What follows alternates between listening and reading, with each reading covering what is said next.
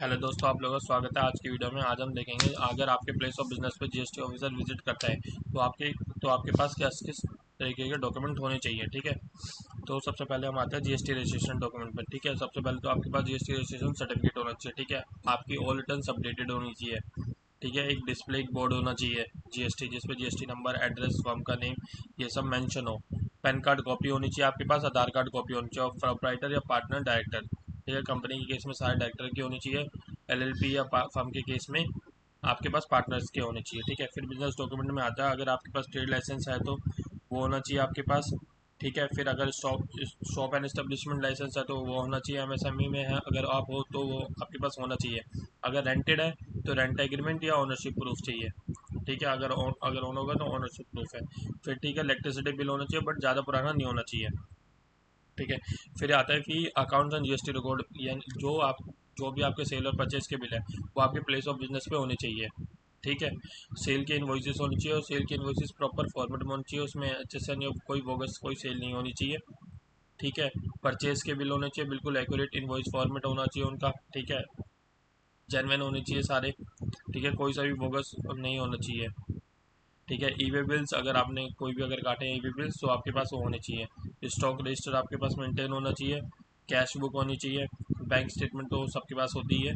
GST returns वो हमने पहले बोल दिया कि वो सारी अपडेटेड होनी चाहिए आपकी। ठीक है, अगर अपडेटेड नहीं होगी तो 6 महीने के अंदर रजिस्ट्रेशन वो फिर सस्पेंड कर देते हैं। ठीक है, इनपुट टैक्स क्रेडिट का रिकॉर्ड होना चाहिए आपके पास कि आपने कितना कितना इनपुट टैक्स क्रेडिट लिया है।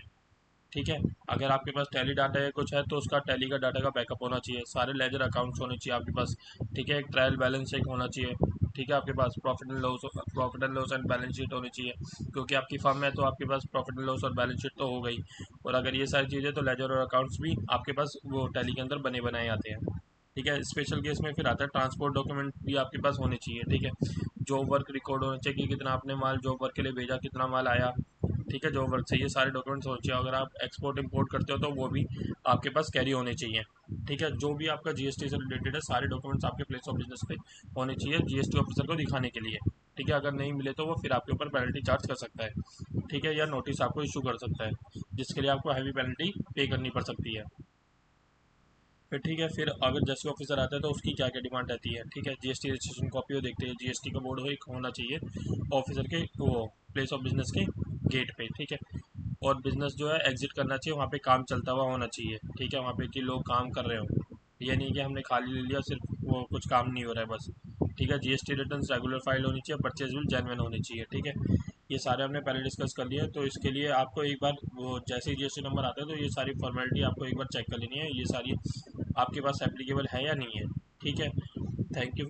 थैंक यू, फिर मिलते हैं नेक्स्ट वीडियो में।